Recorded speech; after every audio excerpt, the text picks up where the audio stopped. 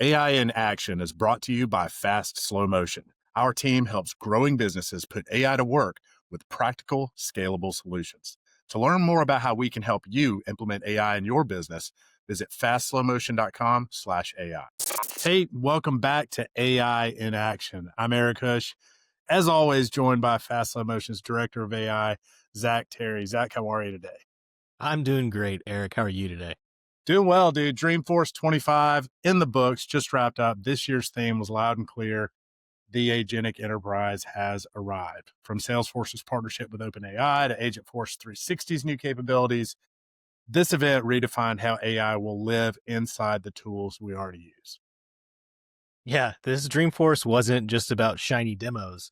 It was also about renaming every single product to use the word Agentforce. So I'm being a little bit facetious, but they really did rename almost every product to use the word Agentforce, which I think we may have predicted a few months back. But this particular Dreamforce was all about connection. So it's really connecting AI agents and data and voice capability and people and really putting everything into one system. And so it goes from last year where Agentforce was introduced, which is crazy to think that was just 1 year ago, to where we're talking about just this whole tool. It's very new. It's very novel. We're all trying to figure out how to use it, to now that same tool being integrated. And I say the same tool, we're on the 4th version of Agentforce, which we'll talk about more as we get into it. But in 1 year, we've seen 4 different iterations. But we're taking that tool and we're really weaving it throughout the entire platform. Every single formerly known as cloud that Salesforce has is using Agentforce in some way. So got a lot to talk about. But before we do that, Eric, what do you say we talk about some news items? Yeah, as always, never a slow week in the world of AI. I've got a lot to talk about this week. So yeah, before we get into Salesforce, let's hit some of the headlines. Adobe launches the AI Foundry for branded models. What does that mean for brands? So this is pretty interesting. Adobe is jumping into enterprise GenAI with a new service that they're calling the AI Foundry. And the idea behind this is that companies can now train custom models on their own IP. So images, audio, video, graphics, things that belong to their brand voice, things like that. They can now generate on-brand content at scale using generative AI. Home Depot and Disney are already a part of this, and specifically it's the Disney Imagineering team. So they're using that for some pretty interesting things, I imagine, but definitely a clear signal that enterprises want to own their AI and not just rent it. And also, this is pretty interesting. So I pulled up an excerpt from TechCrunch because I was wondering what is so different and unique about this, right? And according to TechCrunch, this is an offering that allows enterprises to work with the company to build custom Gen AI models trained on their branding and intellectual property, which is a very different selling point than already trained AI models that are grounded on your company data. So what it sounds like is Adobe is empowering enterprises to actually train AI models, like little AI models, on their brand and their information. So I thought that was interesting. I'm not exactly sure what that means or if that is in fact kind of how that's working, but definitely an interesting update. And I think if you're on the Adobe suite, it's going to be an exciting thing to experiment with. Yeah, it seems like a big move, especially these firms looking to protect their IP, protect their brand voice, will be absolutely something that we keep our eye on. Absolutely. So rolling in kind of the next news item here, Andrej Karpathy, if you've ever heard of him. So he, But well done on the pronunciation there, by the way. yeah, silent J there for sure. But Andrej, if you're not familiar with who he is a computer scientist. He formerly served as the director of artificial intelligence and autopilot for computer vision at Tesla. He co-founded and formerly worked at OpenAI. He has a whole list of things he's working on today, including Eureka Labs. It's a new AI education company that he's working with. So quite a big name in the world of artificial intelligence and large language models. Well, on a recent podcast, he said that true agentic AI is still a decade away. So very interesting to see one of the godfathers of AI essentially cooling that hype a little bit, taking it down a notch. So he is arguing that we lack multimodality, computer interaction, and continual learning. And so he does not expect fully autonomous agents anytime soon, which is a very interesting reality check for any leader planning next year's AI budget. And I think this is a very cogent take on where we're at in the current landscape of generative AI and large language models. I think he's probably right, because we are going to need more tech. We're going to need advancements in how generative AI works. And it may be a totally different mechanism than the transformer and what we're using today that enables us to get there. But I do think a lot of the points that he argues here are really good. And I mean, I don't know if 10 years, a decade, I don't know if that's the right timeline, but I think the points he's making around we are going to need to make more advances in order to get to truly autonomous agentic AI. I think that's absolutely true. Yeah, I'm on the same page as you. I think maybe we do need to tamper down the hype cycle a little bit. I think 10 years is a little hyperbolic. I would be surprised if it were that long before we got truly agentic AI out there. But definitely interesting to hear a voice, especially him with so much credibility, come out and say, "Hey, gents, cool your jets. We've got some work to do." Let's talk about the FTC. Oh yeah, we got the Federal Trade Commission in the house today, Let's Eric. go. That's right. So Wired reported that the FTC took down hundreds of AI policy blog posts from Chair Lina Khan's tenure. So this is pretty interesting. So I think it's raising some questions around transparency. Is there a regulatory tone shift going on in the United States around AI and its use?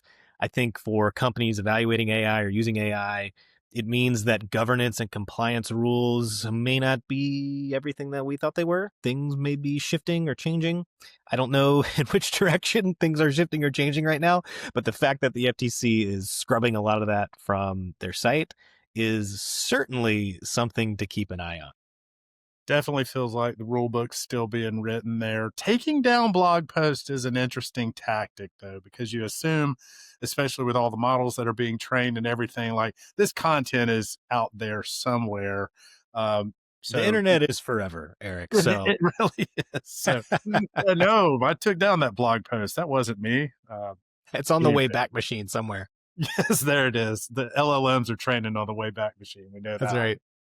Let's get into Dreamforce. The headline everybody's talking about. Wow, two Goliaths, OpenAI, Salesforce, hand in hand partnership. What does this mean? This is really a continuation of an already existing partnership. So it's taking what they were already doing and it's just really cranking it up to 11. So we were already working, OpenAI was already working with Salesforce. That was already what was powering the Atlas reasoning engine for Agentforce. That's how the agent is actually making a decision on, well, what am I being asked and what do I have the capability to do? And that's what it was actually using to go and do that. Now that's opened up a little bit. You can do that with Anthropic now. You can, as of I think yesterday, they announced that you can start running that on Gemini. So some of that is expanding, but specifically there were a bunch of announcements related to OpenAI and Salesforce, including Agentforce 360, which is just now the word for Agentforce. So that's sort of the whole Agentforce platform now is called Agentforce 360. Just think about it as Agentforce, right? So Agentforce is now going to be able to be inside of ChatGPT. So that will bring Salesforce CRM data and Tableau insights that you could surface directly inside of ChatGPT chats. Now, I imagine that this is coming on the heels of MCP and agent to agent and being able to actually leverage connectability and interoperability into those systems. So I don't know when exactly this is coming. I don't think it's there yet, but you should be able to connect to Salesforce at some point inside of ChatGPT and be able to surface CRM data and ask questions about your CRM data, which is really cool. They are bringing Commerce, Agentforce Commerce, which is Commerce Cloud, renamed Agentforce Commerce. So they're bringing instant checkout to Agentforce Commerce, which is the ability for merchants to sell to ChatGPT users while Salesforce handles secure orders and payments. ChatGPT is coming to Slack, so ChatGPT will be able to summarize threads, draft messages, pull insights without ever having to leave Slack. So really weaving that even further into the systems that Salesforce has to offer, including Slack, which really you'll see this throughout all of the Dreamforce marketing. They are positioning Slack as the agentic operating system for everything in Agentforce. So they really envision Slack as sort of the central location where you're interacting with Agentforce, which makes a lot of sense because that's where you're chatting with your coworkers. And by extension, if I'm just able to chat with agents to have them do things for me, it makes a lot of sense. All right, two more items here related to OpenAI and their partnership with Salesforce. Codex is coming to Slack. So Codex is the developer-specific coding agent and coding capabilities that ChatGPT has. And so now developers, when this gets generally available, developers will be able to tag at Codex inside of Slack to then generate or debug code on demand. So bringing some interesting developer tools directly inside of Slack with Codex. And then finally, OpenAI is also going to be directly inside of Agentforce 360. So ChatGPT 5 is already available. That model has already been brought into Agentforce. You can use that inside of prompts now. And it's going to become the preferred model for the reasoning engine itself. So not just for prompt templates and running. You've always been able to select a bunch of different models there. GPT-5 is available now. I've seen that already, but we'll be able to use ChatGPT-5 as the preferred model for the reasoning engine itself, which should be an upgrade in the reasoning capabilities in terms of what that model is able to do and how it operates. So I think we'll see some additional efficiency and hopefully some expanded capabilities by upgrading that reasoning engine to the latest model. And, if the rumors are true, maybe that's going to be GPT-6 by the end of the year. I don't know. We'll see. We're definitely on that path, it feels like. Let's stay on Agentforce 360 for a bit. Dreamforce is always about the platform evolution, what's going on with the platform. What did we see around Agentforce 360 at this year's event? I'm very excited about this. As someone who works with Agentforce almost every day, the speed at which Salesforce has been pushing out updates to this platform is wild. So we mentioned this at the beginning. It was a year ago that Agentforce was announced, and we've gone through 4 different iterations of this tool set since then. So we've got 4 major releases for Agentforce within a 1-year time frame. And this latest iteration, which again, they're calling Agentforce 360, I kind of think about it as Agentforce 4 because it's the 4th iteration here. But they have completely overhauled the Agentforce builder. So this is where you as an admin or a developer are going in and you're actually creating the agent, you're writing the instructions, you're creating the topics and the actions, and you're telling the agent what to do when questions are asked or how to go and retrieve information. This whole experience has been completely revamped. It is, I think, a lot more intuitive. It looks more like a working document or a canvas. If you've ever used like a Slack canvas or Quip, it's very similar to a Quip document where you're writing things in plain language. And what's really interesting is you can interact with Agentforce while you're building an agent in Agentforce to have Agentforce help you create an agent in Agentforce. Super meta. Yeah. So, and it is literally like meta prompting. So you're able to actually have the agent help you create the instructions and the topics that you want to be able to leverage within that agent.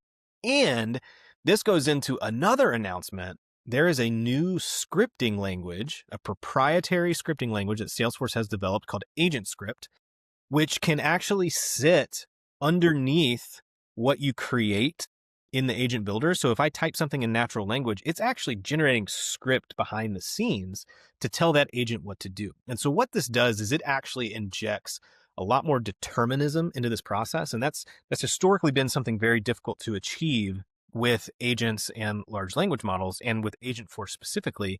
If you wanted it to do something deterministic, you had to do some interesting workarounds, like hide certain capabilities until some variable got populated. Well, now with this scripting language, it allows us to create much more robust if-then logic. So it's really combining the usefulness and the unpredictability of a large language model with more deterministic logic through this scripting language, which is a big benefit. But because we have this scripting language now as sort of the bedrock of our agent, Agentforce itself, as a tool to help us build the agents, has the ability to generate that script for us. And so I can take an instruction and say, it's not quite doing what I want it to do. How do I get it to do this other thing? And it will just write that script for you and populate it directly inside the builder. So I think it's going to speed things up and help make things more reliable over time. Anyway, that's the whole thing about that is just go check out some demos and some screenshots of what this builder looks like, because it really is very different than what we've been used to. And then in addition to that, we have Agentforce Vibes, which it's a vibe coding app. It's really just the IDE. They've got this ability to essentially leverage VS Code, but from a browser. And now they're injecting the ability to use natural language to have Agentforce create things for you. And so if you're a developer, this is kind of like if you were using Cursor. It's specific to Salesforce, however, and I believe you get 50 premium requests per day per org. And then after those 50 are used, it brings you down to a Salesforce proprietary model. So it's a little bit more limiting. So that's exciting. That's really interesting. I think people will be able to build some things. It's also maybe a little bit dangerous because they launched it directly in production. So, if you're on Salesforce and you don't want people vibe coding in production, you might want to limit access to that, or, at least make people aware of it. And then finally is observability. So we have some new dashboards and a lot more reporting capability around agents, around topics, around actions, around tags, around utterances and things that are happening. So a lot of stuff that was hard to report on previously is now out of the box, going into Data Cloud and getting populated on some pretty robust dashboards. It's in beta at the moment. I think it's targeting GA around November. But if you're using Agentforce, it's a public beta, so you should be able to enable it and check it out. And I've looked at this for a couple of clients, and it is really, really good. It adds just so much more information directly at your fingertips that you were not able to really see before without a significant amount of development or a bunch of other work that you would have to do. So definitely check it out. I think you'll find it very useful. So Salesforce continuing to think enterprise grade. Let's move fast. Let's roll out these enhancements to our clients. Let's make this Agentforce 360 really something that these larger clients can leverage. We talked about the new builder. We talked about vibes. One thing we didn't hit on yet is Agentforce voice. What's up with that? Yes. So the very long awaited voice capability. I think Salesforce has been talking about this, well, frankly, since last Dreamforce. So there was a whole demo last year where I think it was Saks Fifth Avenue, maybe somebody calling in and an agent actually handling that whole conversation, right? Yeah. So very much a part of the initial launch of Agentforce, but the capability was not there. So now a year later, we do actually have voice capability with Agentforce. So wait a minute. You're telling me the demo was staged last year? I would never make such a claim. Let's say it was streamlined, Eric. It was very streamlined. You never do a live demo. Everybody knows that. That's right. Well, now it's real. So this is a real product and a real capability that you can bring to Agentforce agents. And it is voice native AI assistance. So I can essentially provide voice audio as an input.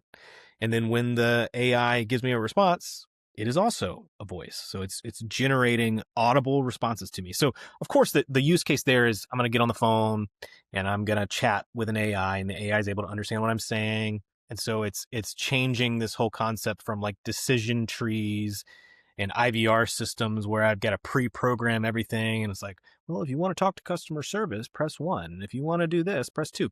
Changes that whole deal to where it's more like a natural conversation and it's able to interpret that. So that's one piece of voice. The other piece of it is not just with phone conversations, but you'll be able to use like a microphone on your computer or on your phone and interact directly with Agentforce, which in some ways we've always been able to do that because we can use our phone's transcription to transcribe our voice and then put that into the chat window. But this is different. I'm not transcribing it.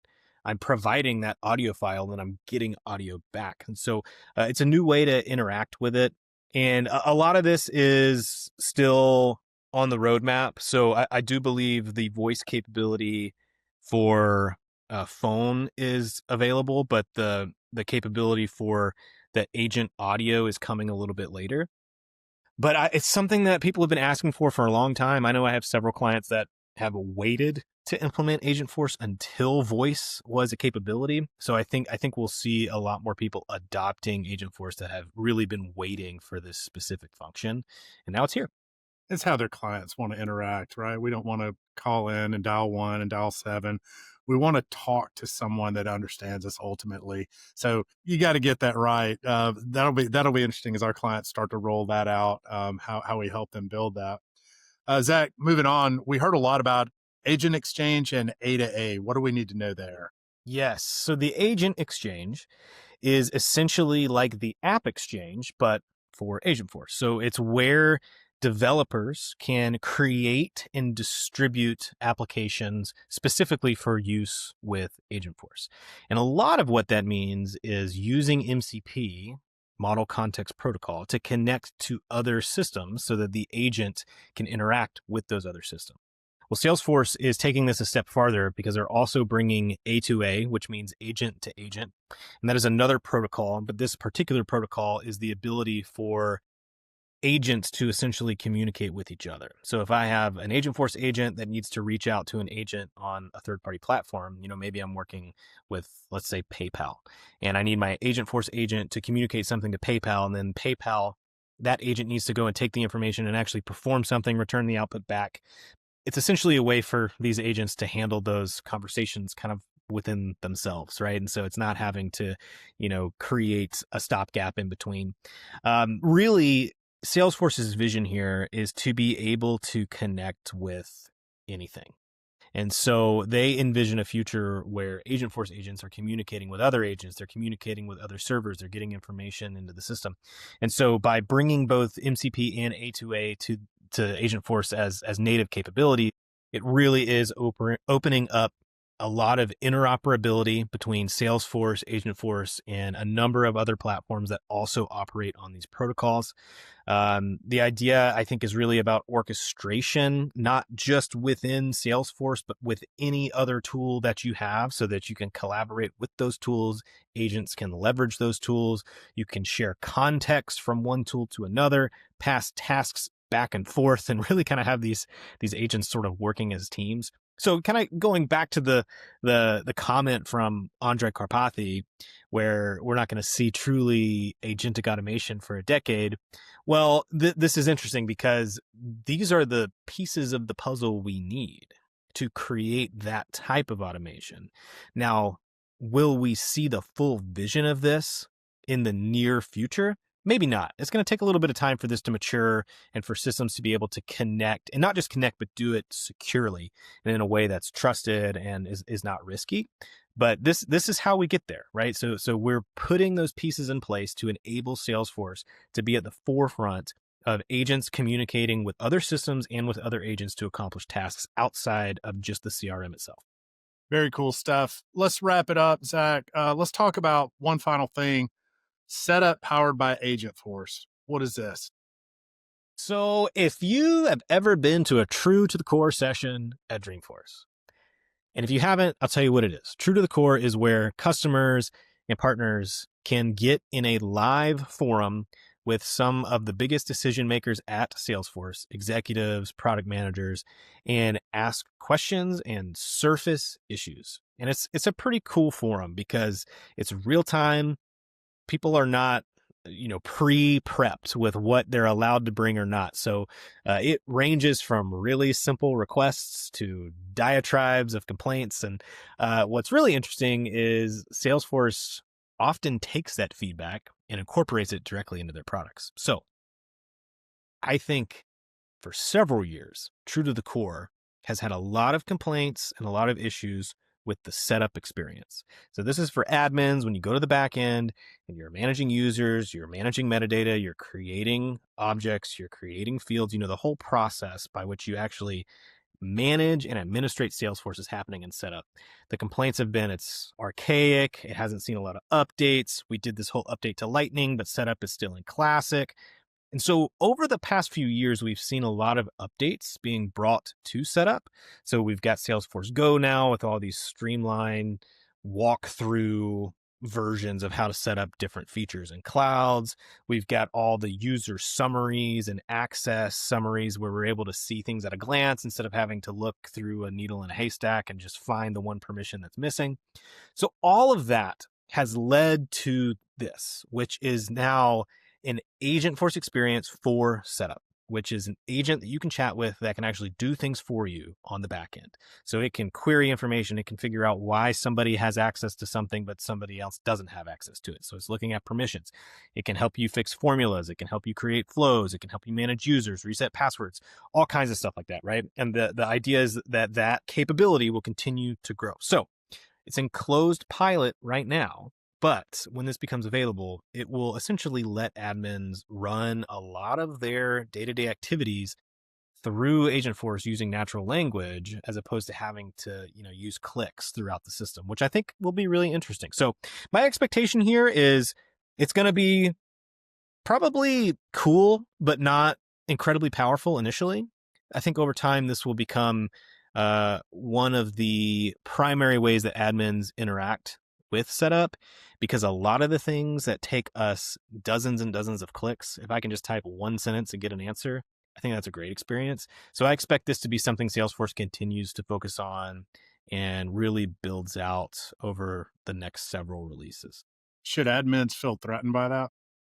Oh, that is an interesting question, Eric. So I think no, because the ability to have Agentforce do some of these things for you does not remove the need to understand the data model and make good architectural decisions.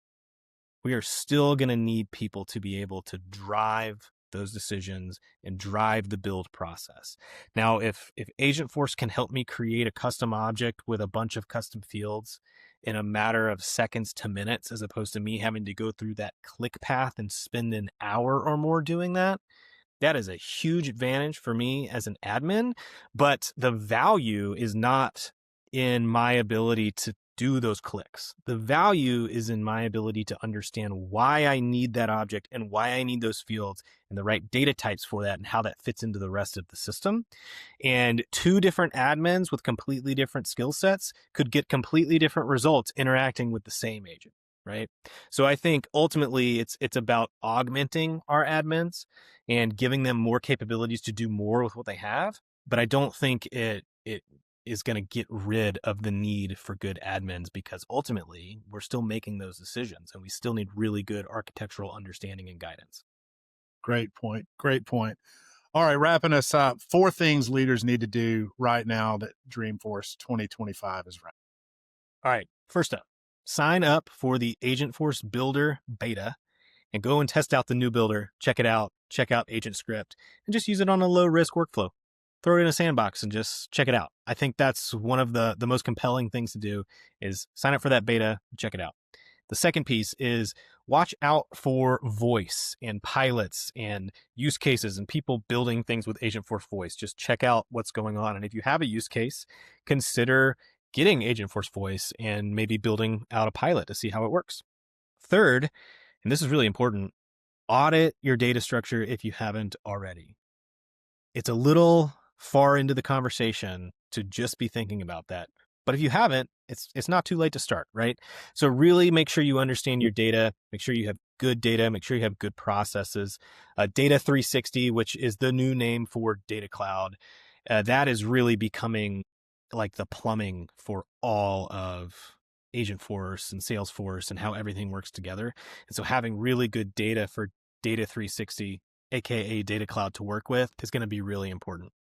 And then the fourth thing is, if you're using ChatGPT at all in your business, think through how you might want to leverage connecting that with Salesforce, if you want to at all, right?